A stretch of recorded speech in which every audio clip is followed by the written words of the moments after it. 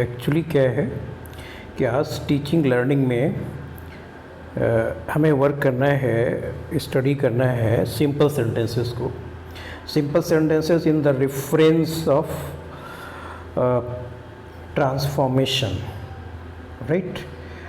क्योंकि जब आप ट्रांसफॉर्म करते हैं कॉम्प्लेक्स से कंपाउंड और सिंपल, तो ये क्लियर होना चाहिए कि रियली सिंपल सेंटेंसेस होते क्या हैं and how they are made, उनमें किसका यूज़ होता है। अगर वो हमारे माइंड में होगा then we will be able to change from complex and from compound to simple sentences. तो इसके लिए हमें जो क्या है बेस, जो प्रोसेस है वो अगर बेस पे नहीं वर्क करेंगे तो कैसे होगा। तो अब हमें थोड़ा सा वो कंबाइनिंग ऑफ सेंटेंसेस के थ्रू इसको क्लियर करना होगा और अपनी जो कॉन्सेप्ट है वो सिंपल सेंटेंस की वो क्लियर करनी होगी। तो चलिए अब मूव फॉरवर्ड करते हैं इसी में सिंपल सेंटेंस पर, right. So the following are the chief ways of combining two or more simple sentences into one large simple sentence, right? तो ये synthesis of sentences or especially, right, combining of a number of simple sentences into one new sentence, simple, compound or complex. So today we will clear our concept regarding simple sentences. Right, simple sentences are made by the using of participle, gerund, infinitive, right, adverb, adjective, okay, phrase in a position. So okay, I think that we should study how simple sentences are made by the use of present participle, right.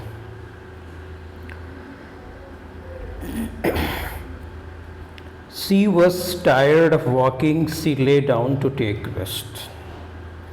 Being tired of walking, she lay down to take rest. देखिए क्या है कि जो हमारा अब हालांकि ये separate subject है पार्टिसिपल स्टडी करना, लेकिन थोड़ी सी बात कर लेते हैं।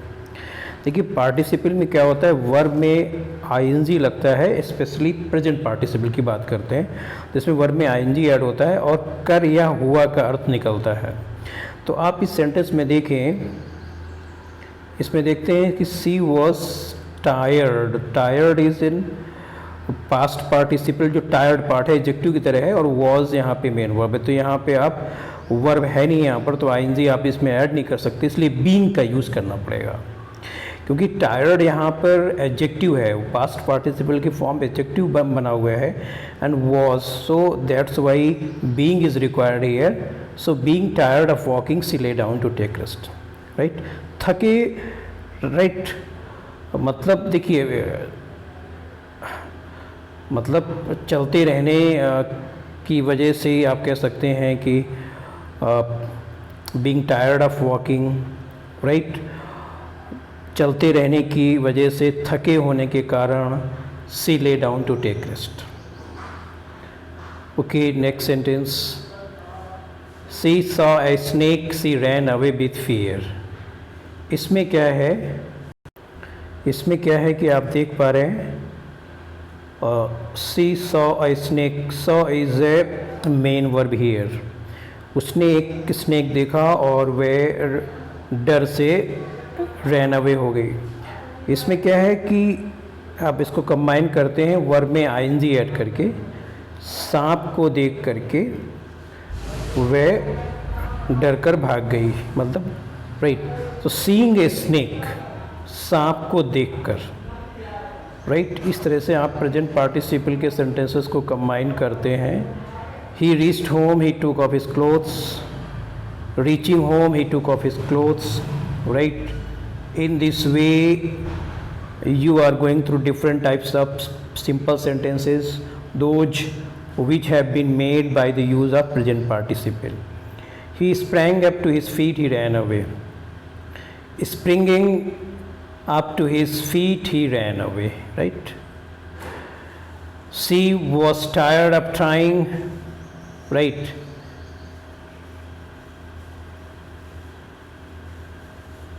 Okay, tired of trying she decided to quit. इस तरह के स्ट्रक्चर्स भी बनती हैं, राइट। क्योंकि अगर हमने उसको फ्रेज ले लिया as a participial phrase tired of trying तो हम बना सकते हैं, बट अदरवाइज जो नॉर्मल रूल है आप जिसमें आपके पास जहाँ भी इज एम आर है और इसके बाद एडजेक्टिव है वहाँ पर आप बीइंग का यूज़ करते हैं। So being tired of trying she decided to quite.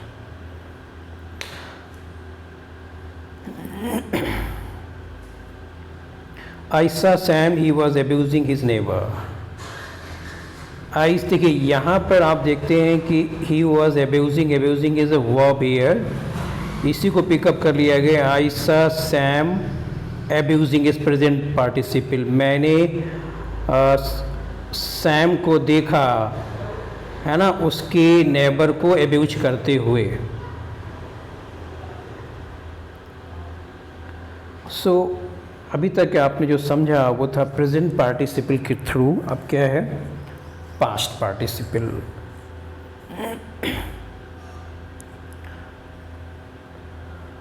I found my shirt, it was lost.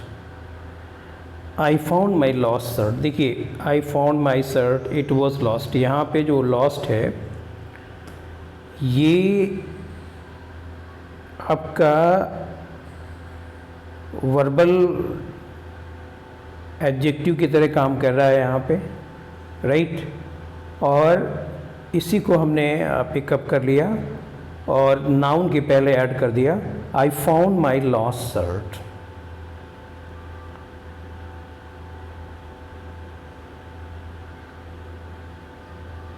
हाँ चलिए, हमने अभी पास्ट पार्टिसिपल का एग्जाम्पल एक ही मेंशन किया है, बहुत सारे ऐसे मेंशन हो सकते हैं। जैसे मैं कहूँ कि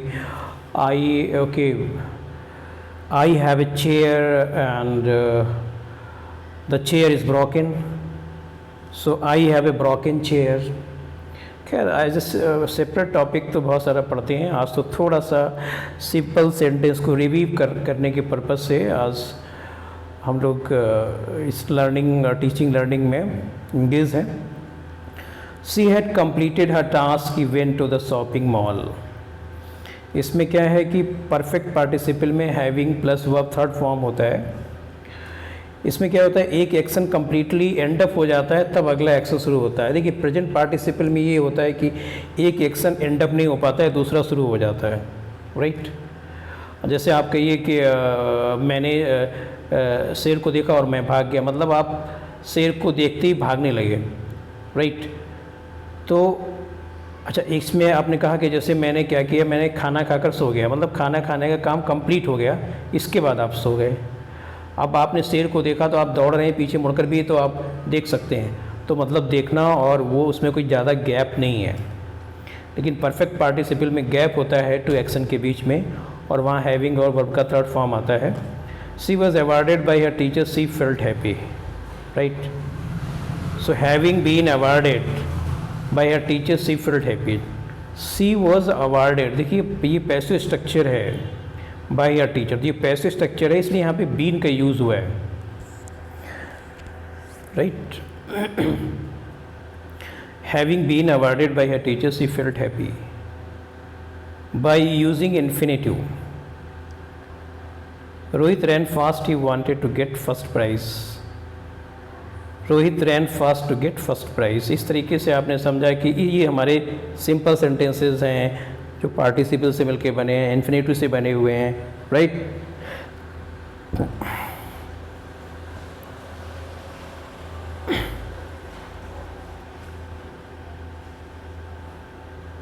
और बेसिकली हमारा पर्पस था to help you in transformation. लेकिन चलिए आपका एक सिंथेसिस का, कंबाइनिंग ऑफ द सेंटेंसेस का भी इसी के थ्रू रिवीजन होता या हो रहा है, ये कह सकते हैं आप। I have some duties, I must perform them. I have some duties to perform,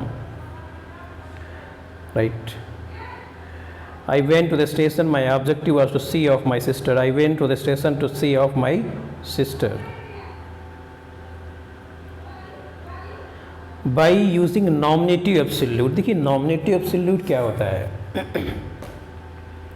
nominative absolute में जो आपका पार्टिसिपल होता है वो नाउन के बाद आता है, मतलब सब्जेक्ट के बाद आता है।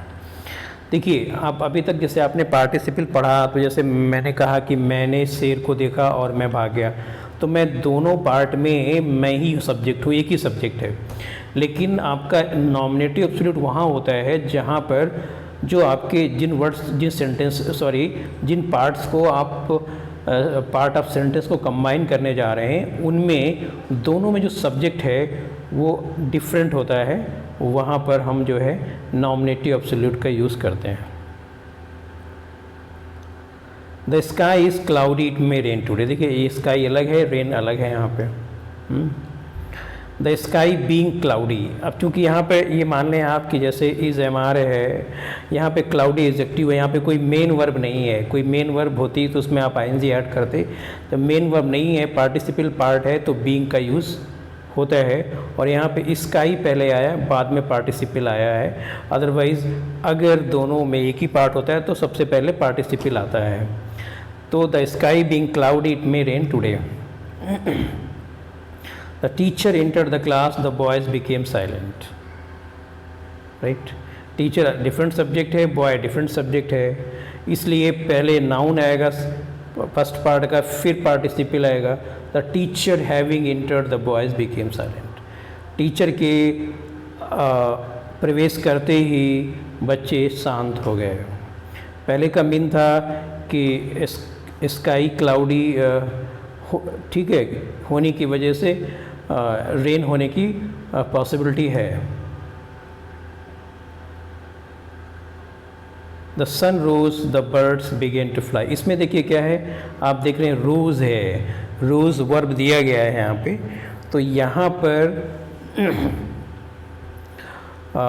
देखिए सन निकला और बर्ड्स बिगेन टू फ्लाई।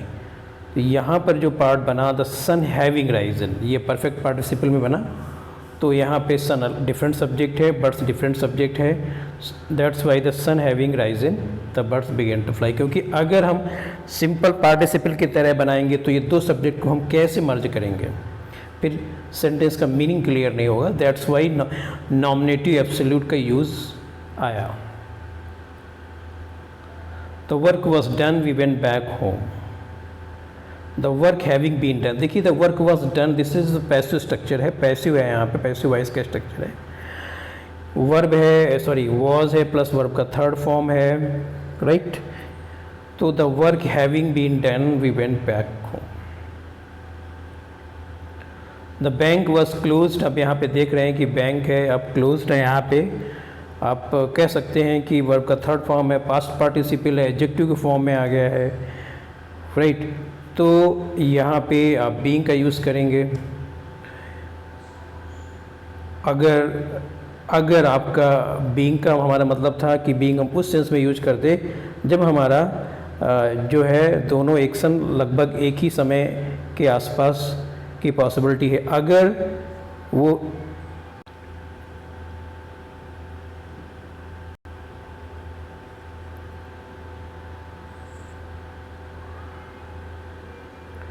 हाँ, क्या है कि मैं बात कर रहा था कि बेसिकली वैसे बीइंग का यूज़ होता है इसमें, अगर हम पैसिव स्ट्रक्चर्स को कंसीडर करके करते हैं तो हैविंग बीन का यूज़ होता है। Otherwise the bank being closed, I could not withdraw any money, इस तरह के स्ट्रक्चर्स को आप रिटन फॉर्म में लाते हैं।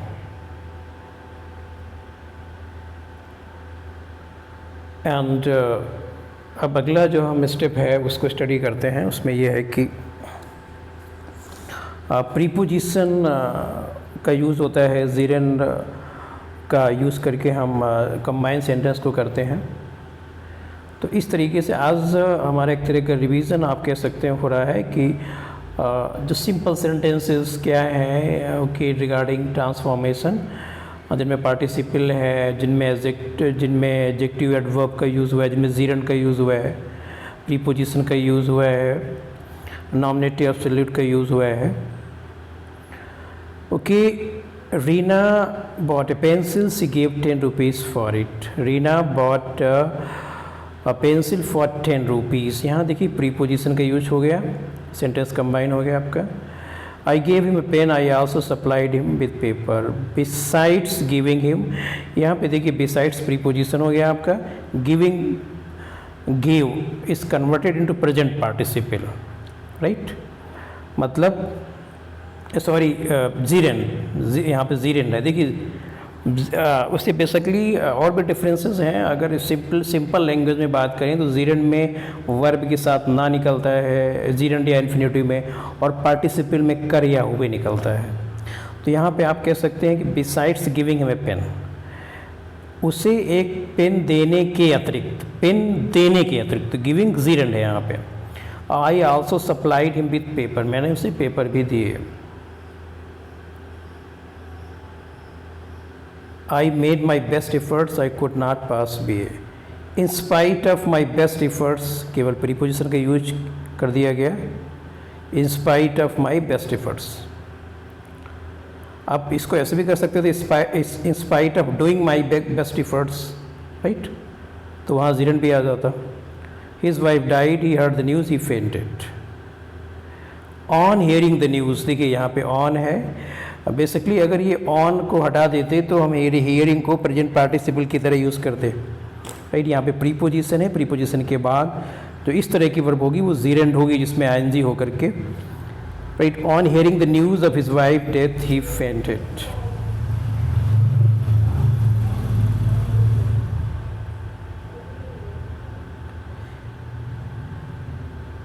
इस तरह से आपने स्टडी किया अभी, राइट, जीरेंड में और प्रीपोजिशन का यूज़ बाय यूजिंग नाउन और फ्रेज इन अ पोजिशन। देखिए जैसे आपने सेंटेंस देखा, Columbus was a famous seller, he was an Italian, he discovered America. तो क्या है कि फेमस सेलर किसके लिए है? कोलंबस के लिए है। इटालियन किसके लिए है? कोलंबस के लिए है। ही किसके लिए? कोलंबस के लिए है, राइट। तो कोलंबस तो क्या है कि ये जो है आपके इटालियन और डिस्कवर्ड, ये जो है फ्रेज इन एपोजिशन है, कोलंबस से क्या इन एपोजिशन में है। तो क्या है? कोलंबस के लिए ही, मतलब अ फेमस इटालियन सेलर को अगर हम ब्रैकेट में रख दें तो भी सेंस कंप्लीट हो जाता है। Columbus discovered America, Columbus a famous Italian seller discovered America. तो इस तरह से जो ये पार्ट है जो नाउन के लिए ही आया है, सब्जेक्ट के लिए ही आया है, जिसे हम एक ब्रैकेट के सेंस में रख कर के भी सेंटेंस को कंप्लीट सेंस निकाल लें, वहाँ पर ये नाउन इन एपोजिशन या फिर फ्रेज इन एपोजिशन होता है।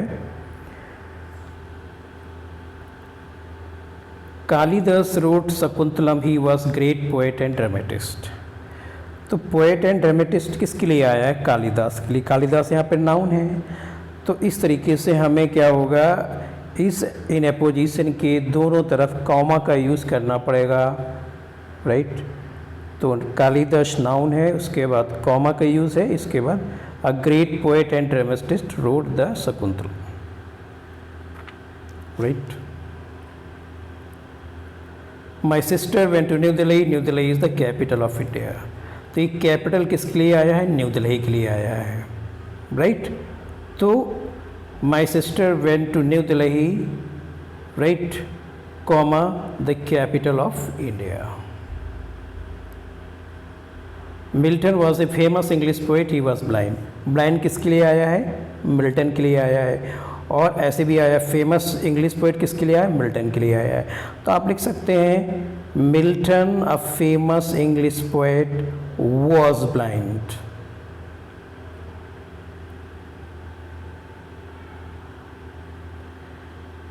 अगर मिड में आता है तो दोनों तरफ कॉमा होता है, अगर लास्ट में आता है तो फिर बाद में तो फुल स्टॉप आएगा, फिर कॉमा का कोई सेंस नहीं है। Tagore was the author of Gitanjali, he was a great poet of Bengal, right. अब आप इसको ऐसे भी कर सकते हैं, Tagore a great poet of Bengal was the author of Gitanjali. या फिर आप ऐसे भी कर सकते हैं कि Tagore a great poet of Bengal was the author of Gitanjali है टैगोर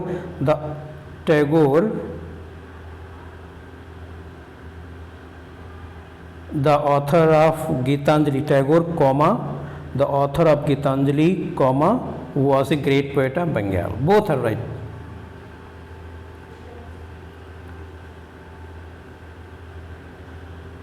ओके और जो हम कंबाइन करते हैं सेंटेंसेस, या आप कह सकते हैं जो सिंपल सेंटेंसेस बनते हैं उनमें एडवर्ब या एडवर्ब फ्रेज का भी यूज़ होता है। He was attending the function, it was regular, right. He was attending the function regularly. He failed, it was unfortunate, unfortunately he failed आप लिख सकते हैं, या he failed unfortunately. She did her work, she was careful about it, she did her work carefully, right, by using adjective.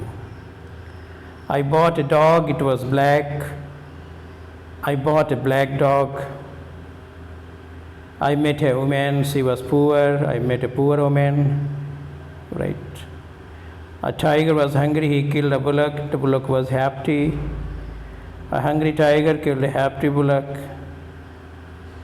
Conjunction we also use to combine the sentences. I take milk, I take biscuits also. I take milk and biscuits. And आप compound में भी use करते हैं, but there is a difference, right. इसकी बात हम करेंगे जब आपको कंपाउंड सेंटेंस पढ़ाएंगे जिस समय आपको।